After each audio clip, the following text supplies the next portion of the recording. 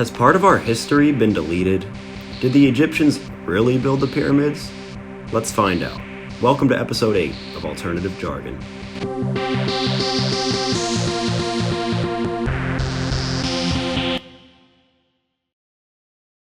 Alright, welcome back, guys. It's episode 8. Today we're talking about the ancient world. Now, it's estimated that there's been over 100 billion humans to have ever lived on Earth. Now, where did they get that number? Who knows? And where did they decide to draw the line for when humans, quote-unquote, started existing? Like, if we really did come from chimps, then do they count towards that? I don't know. A lot of the numbers we cling to scientifically, and I'm not trying to like downplay science or scientists or their work or anything, but it's like, where'd they get that from? I don't know. But, it's interesting to think that the ground we stand on is the same ground that's been here forever. Or is it? I'll get to that later. That'll be fun. But, your favorite fast food location is built on dinosaur fossils and Native American artifacts, right? And it's also interesting, that humans all originated in one spot, and they're now spread all over the world with completely different languages and cultures and things like that, which obviously, duh. But what if the original humans just decided to completely stick together and never separate as a group so that they could explore the world as a single unit? What if that happened? And before the rumors come flooding in, I'm not advocating for the New World Order or another Holocaust. Don't get it twisted. This is purely hypothetical. But it's an interesting thought, right? I don't really think that this is possible because of human nature, right? Like, the original humans would have never just collectively agreed to be one big tribe, one big posse, and never go do their own thing because of human nature. I don't think that's possible. I think there's always going to be human nature to break off and greed to want more than the rest of the people in your group because that's just humans, right?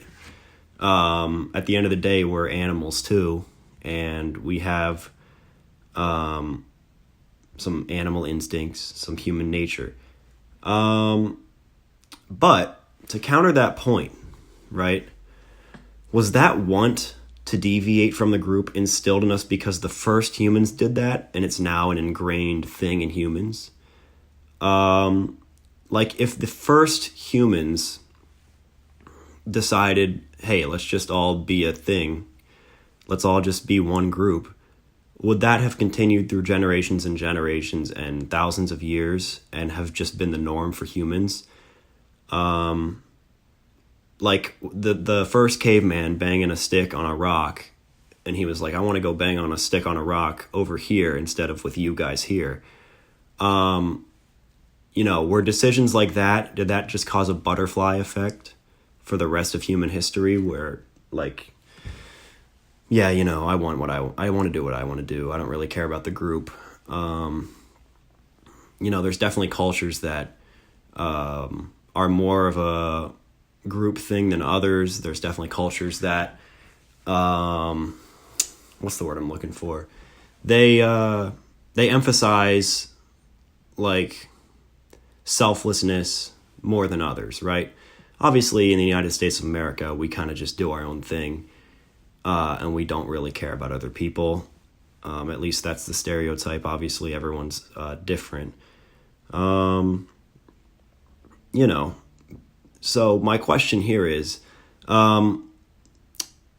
we hear the term human nature get tossed around all the time, and I just used it a minute ago.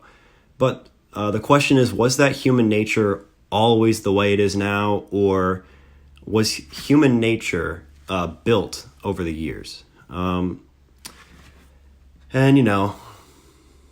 like everything else, that has a lot to do with your religious beliefs, your answer to that question.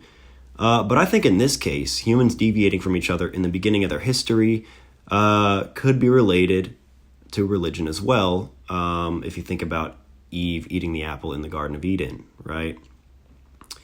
So, would humans just be living in utopia if the original cavemen just decided to always band together, or in this case, if Eve didn't eat the fruit? I don't know. But the butterfly effect for the first cavemen is so, insanely impactful, and they had no idea, right? If the cavemen were like, yeah, let's head south instead of north, then, Europe might not be very developed right now.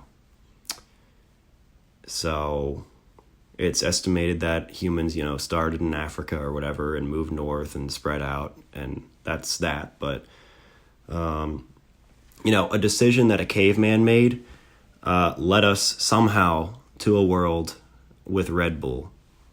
So I say it was worth it. Now, let's talk more about the ancient world. And whenever you think of the ancient world, I can probably guess the first thing that comes to your mind. And that would be the pyramids.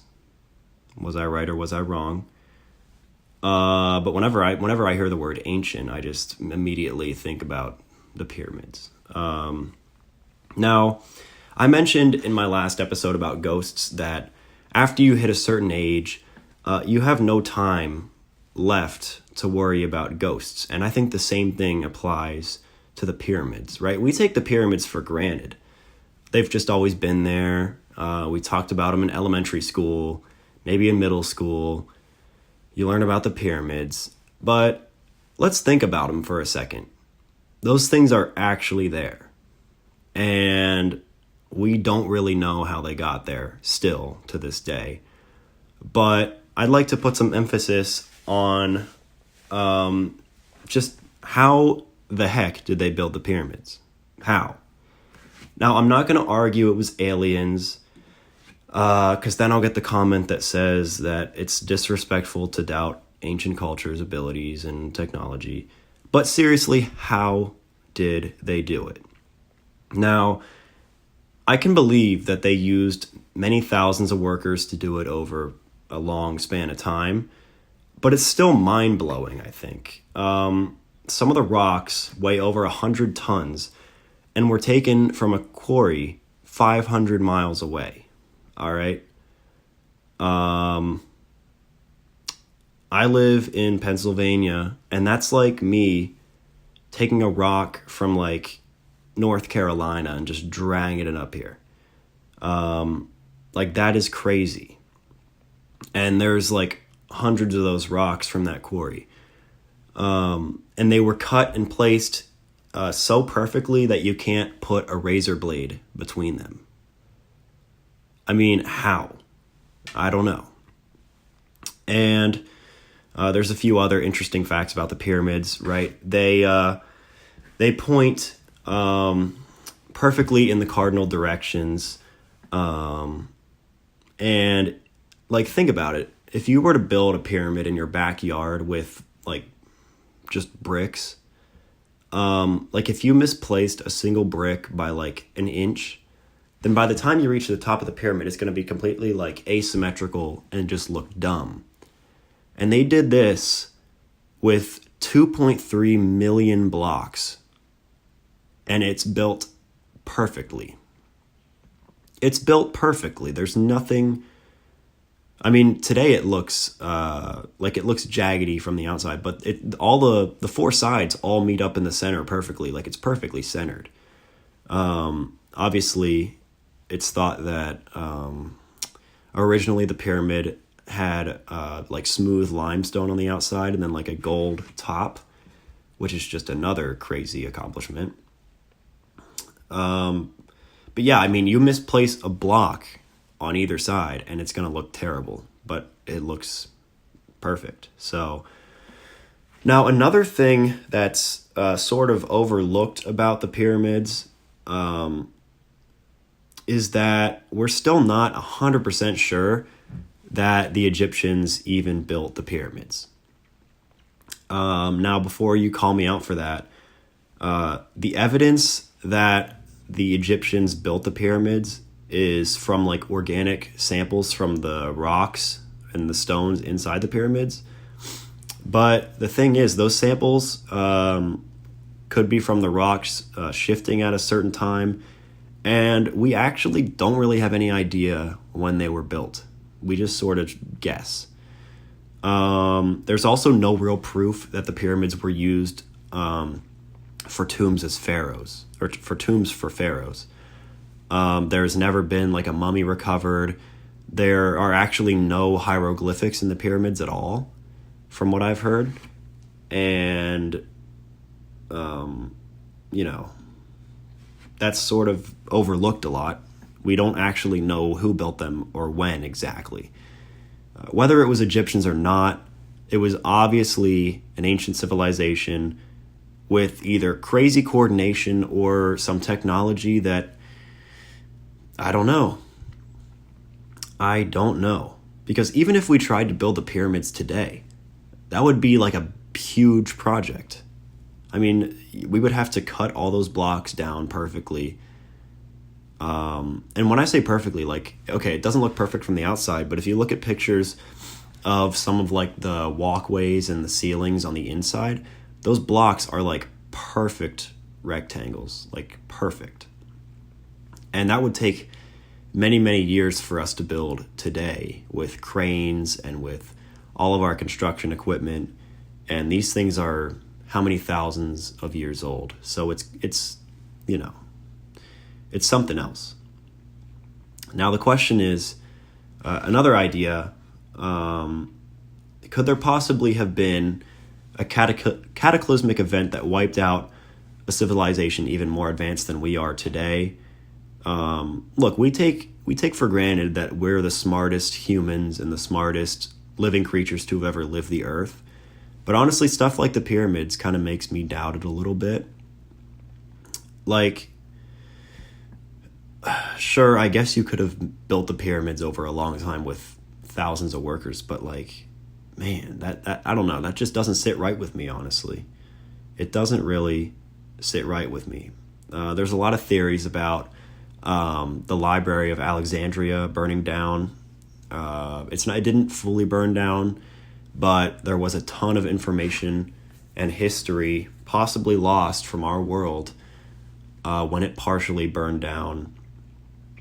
And, how much of our world history do we just not know about? How much technology and how much advancement was lost when that burned? Because that was supposed to be like the central hub of information, like in the entire world. And losing even part of that could have very big effects. But yeah. I could talk about the pyramids for hours. I mean, it is an amazing mystery. And no, I'm not completely like denying the idea that the Egyptians built it, but I just think whoever built it, hats off. I mean, whoever built it deserves a pat on the back, right? They did a great job. Great job. But yeah, someday I might have to do a whole separate episode about the pyramids. I might have to invite a pharaoh on the show, get their input. Might have to get one of those. Didn't the Egyptians have like the hairless cats? Isn't that a thing? I might have to invite a hairless cat on the show to see if possibly they're a reincarnated pharaoh. But the sad thing is, we will probably never know how they truly got there. I don't know what more evidence they could dig up. But like, what kind of research could we even do to figure that out? I don't know. But I have a very open mind on the matter. I'm voting for the most fun answer about the pyramids. right? I want to know if I think, like, I don't know. The most fun answer would be if they were built by giants that are now extinct, and they're actually towers, and the pyramid sticking out is just the top of the tower, and they were buried by mud floods and covered up by a global cabal of elites who want to enslave the world. And that moves me into my next topic. All right. Recently on TikTok, that's how every good conversation starts. Recently, I have been on Tartarian Empire TikTok. Now, I love conspiracy theories of all shapes and sizes, and this is one of the funniest ones I've ever stumbled upon.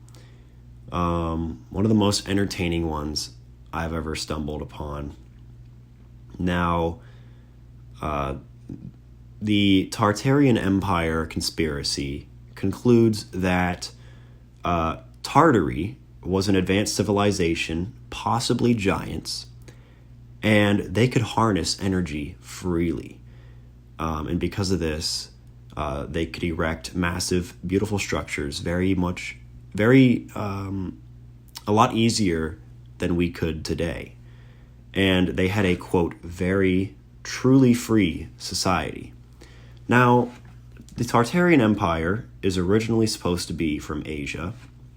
However, their architecture style can be seen all over the world, and this is one of the arguments that they put towards the Tartarian Empire being a thing. Things like the Capitol building, the Taj Mahal, the Greek temples, and anything basically that looks sick is supposed to have been built by them. There's motifs in their architecture, right? If you see a dome on a building, it was built by them, without a doubt. And if a castle over in Europe somewhere has a big door on it, it had to have been built by them because they're giants. What more can I say? It's obvious. So there's also theories about like the World's Fair. You know how, well, they don't really do it anymore, but like 100 years ago, the World's Fair was a huge thing. And basically, kind of like the Olympics, whoever hosts the World's Fair has to build all these buildings. And supposedly they were built out of paper mache to save money and just make them temporary or something. But there's all these videos on TikTok of the World's Fair, and they're saying, yeah, there's no way that's paper mache, and these were built by giants thousands of years ago or whatever. But the question is, what happened to the Tartarians? And this theory supposes that they were replaced and taken over by modern humans who wanted to enslave the human race by getting rid of the Tartarians' free energy. Now, how did that happen? The conspiracy doesn't really have an answer for that, besides what they call mud floods. Mud floods depopulated the Tartarians from the earth, supposedly. And the First and Second World Wars were really set up in order to erase evidence of Tartaria. So, whenever there were a ton of bombings in Europe between the Allies and the Axis powers, that was all a cover to just get rid of that architecture in Europe and say, let's start clean. All right, let's keep the really cool ones. I guess we'll keep the Capitol building. I guess we'll keep the White House, throw the Taj Mahal in there. But we can't have too much of this if we really want to enslave the human race. So World War I, World War II. Sorry, guys, it wasn't about Hitler. He was, he was a cover. So, now, like I said, apparently old buildings were also buried by mud floods. Now, I'd like to beg the question, where did the mud come from? that's a big question. Knowing the source of the mud is sort of a big thing. And my answer to that question is I'm not going to entertain that question. I'm having a lot of fun here talking about the Tartarians. I don't want to think about the logistics of this. That kind of just takes the wind out of me. So let's just keep having fun. All right? Heck, I might even cut that part out of the episode. Let's not ask questions. Asking questions about conspiracy theories, like, come on, dude. Just keep your mouth shut. We're having fun. As I mentioned earlier, the Tartarian Empire conspiracy also alleges that the pyramids in Egypt are actually huge towers that look like the Washington Monument, right? If you look at the Washington Monument, if you just cut the top off, it would be like a little pyramid. And this theory alleges that it's actually a huge tower. And the old style buildings that the Tartarians built are actually just the top of much larger structures that were buried by the floods. And if you dig, then you'll find the rest of the building, right? So the U.S. Capitol building, we think it's a big, magnificent structure. But if you get your shovel out, man, you'll find it's much more impressive, according to these people. There's also some more support for this. First thing, the Easter Island statues actually have whole bodies. Think about that. How did that happen? The second thing, that's about it. Easter Island. We're really banking a lot on those head statues for this theory. Now, I've got my own theories about this conspiracy theory. I think, honestly, that the Tartarian Empire conspiracy is a major tool for the excavation industry. All right? I'm on TikTok, and I see these videos, and I go, dude, I want to know the truth. So I go to an old structure in my town, and I call an excavation unit, and they are just racking up commission fees on me, right? I say, yeah, I want you to just dig out, like, this whole church. It looks pretty old. Just dig the whole church out. Before you know it, these dudes are kicking back and retiring. So this theory is an obvious ploy from big excavation, okay? Now, my next theory, I can't go a single episode without talking about the January 6th event. Now, January 6th was a mission by our brave American patriots to try to dig up the rest of the building hidden by the floods at the Capitol. It wasn't about an election. It wasn't about Trump. It wasn't about Biden. It wasn't about politics at all, right? All of the footage of people with their shovels out has been deleted by the deep state because obviously they don't want people to start digging up the Capitol. So January 6th was just a cover-up to try to dig up the Capitol. My third theory about the Tartarian Empire is that the Harry Potter series was funded by the deep state to rub it in our face that Tartaria is gone. Okay? Now, think about Harry Potter. Where do they live? They live in a huge castle called Hogwarts. Now, that huge castle, that could never be built today. That's obviously Tartarian architecture. Think about what else is in Harry Potter. There's giants, right? And they're portrayed as being giant, brainless oafs. Need I say more? Remember when Hermione gets attacked in the bathroom? Right? That giant, they make him look like an idiot. They're trying to make the giants of ancient Tartaria look like idiots, to put silence to any objecting opinions, obviously. Now, this could be the biggest piece of evidence about Harry Potter being a cover for Tartary and basically a roast of Tartaria.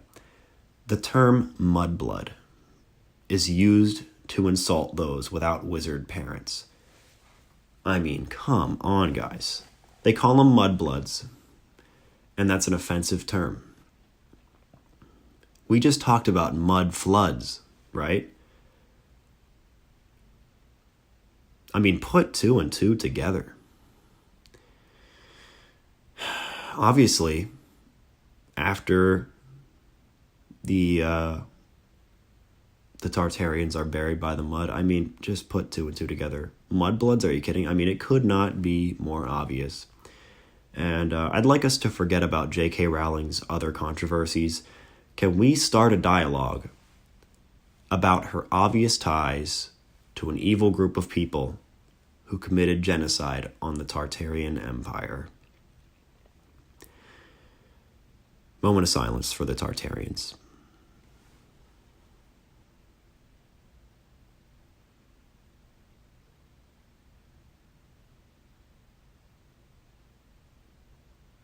Thank you. Now, on a more serious note, it is weird why new buildings today are so boring and buildings of the past are so detailed and intricate. And that's part of the main thing behind this theory. Why is that? Now, I've got a few reasons here. Firstly, economics, right? Everything costs money, and nobody wants to spare the extra cost of building something fancy anymore.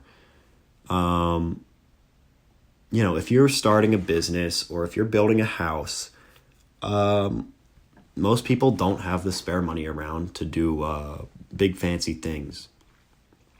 It's obviously a reason. Another reason is that people move around a lot more. We live in a place today where we have cars, we have trains, we have planes, we have boats. You can get anywhere in the world within 24 hours. And people move around a lot more than they used to. Right back in the old days, you would probably grow up in a town, and there's a good chance that you're going to stay there forever. You might just take up the family business, and that's that. There's probably no going to college somewhere else.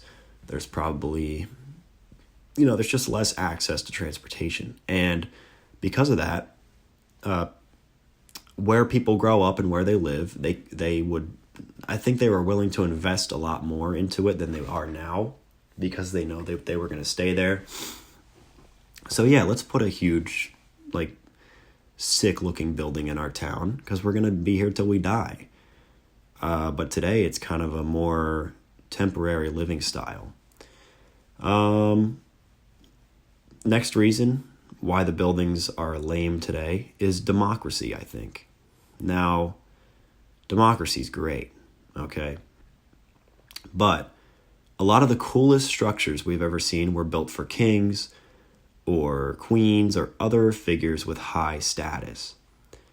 And now that democracy is in place in the vast majority of the world, we don't see that as much anymore. If you want to bring back monarchy and you want to bring back dictatorship in our world today, and you really want to sway the masses, just show them pictures of sick castles. All right. You might make me want to vote for a dictator if you just show me a dope statue, Forget about the rhetoric, forget about the campaign promises. Show off the architecture, man. But this one's a little bit of maybe a little bit of a stretch, but I think part of the reason why buildings today seem boring is because either on a conscious level or a subconscious level, we're trying to build things that look futuristic, that look like we think the future should look. If you ever look at retro futurism art from the 50s, it's really got an interesting aesthetic. People always trying to predict and think about what the future will look like. And I think maybe in some way, our buildings today are us trying to fulfill that vision that people had in the past of this is the future. This is what it should look like. It should look like a spaceship. It should look, sharp. So I think part of that might go into it, honestly. And my last thought about why architecture is more boring today, and this one might be even more of a stretch, but it's that we've already conquered the world. I mean, as humans, we kind of run the world. So now our architecture reflects our ambitions outside of earthly ones, right? I feel like old architecture kind of looks like it's natural and more like of the earth, if that makes sense. Like the Colosseum looks like a hornet's nest, right?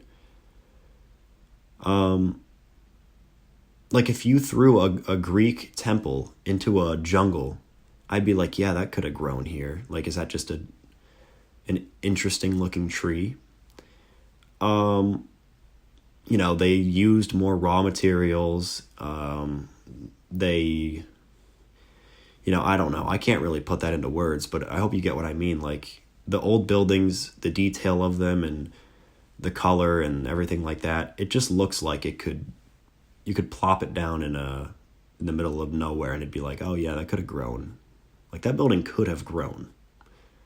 I could have planted a giant seed in the ground and, the Taj Mahal could have just sprung from it somehow. But new architecture kind of looks unnatural and more like sporadic, I guess. I feel like a lot of the shapes and the colors and materials that we use in our buildings today, you wouldn't find just out in nature, right? I'm not going to find a bunch of steel beams just sitting around. I'm not going to find giant panels of glass just sitting around. I have nothing wrong with modern architecture.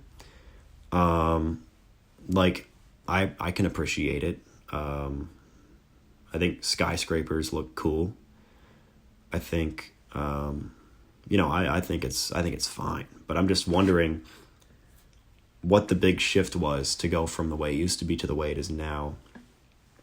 But anyway, is modern architecture just a form of breaking away from what's expected, right? And who knows? But yeah. Now, I think it's very ironic that like most of the most beautiful buildings and art came from when life on Earth was 100 times harder objectively than it is today. You would think it would be the other way around, right? Let's explore the world and let's make all our technology first, and then we'll get to the art. But it's sort of the other way around. We kind of did everything at once. We were like, yeah, we'll explore the world while Christopher Columbus is, sailing the ocean blue. Leonardo da Vinci's painting a bunch of cool stuff. It was like, yeah, everything's going on right now. We aren't just focused on one thing, even though people are dying at the age of like 15 from the yellow fever. Just keep pushing forward, dude. But, all the stuff that's iconic, for the most part, is hundreds of years old. If I'm ever rich enough, though, to, like, build my own custom house, it's going to be sick, all right? I'm going to dig deep in the mud and have a professional architect copy whatever the Tartarians left for me beneath the mud to make something cool. None of this modern architecture BS, right? If I'm ever rich enough, I'm just going to throw like a Gothic cathedral in the heart of the Beverly Hills.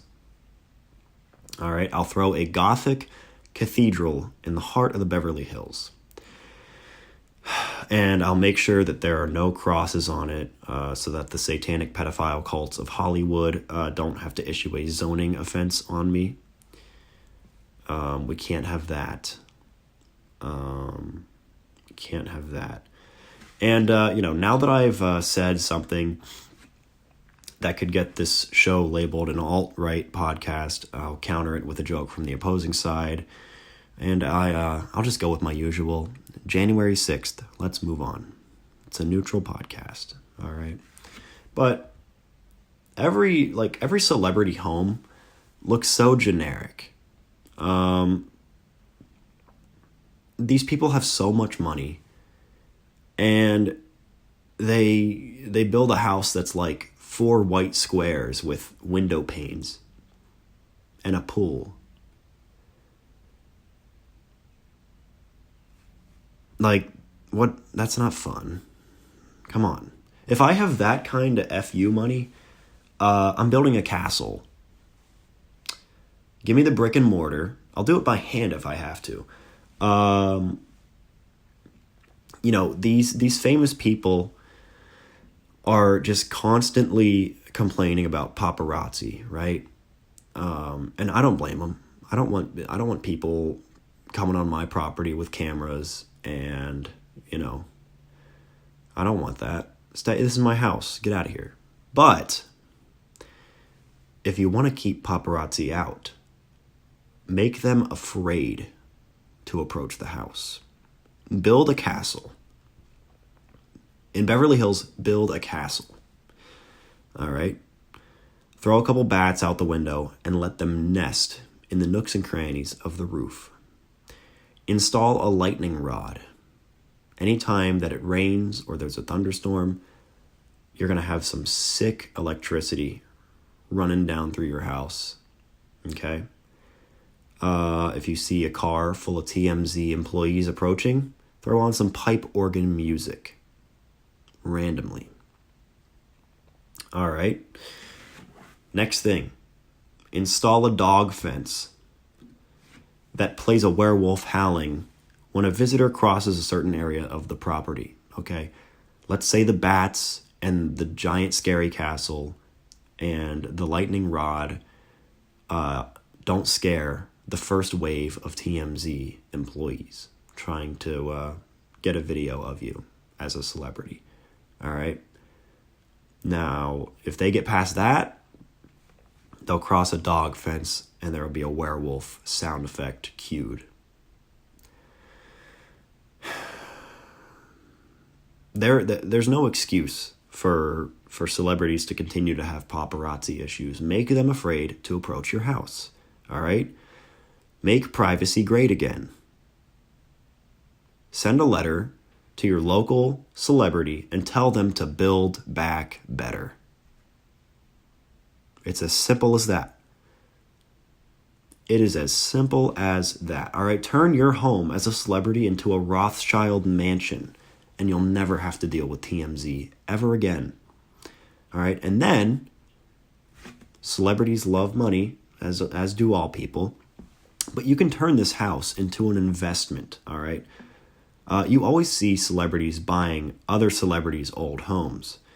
But now, with this giant scary castle, you can advertise it to whoever's going through the biggest scandal in Hollywood, and you can rent it out to them to keep the paparazzi away for a little bit. Let things blow over, all right? 2010, rent it out to Tiger Woods.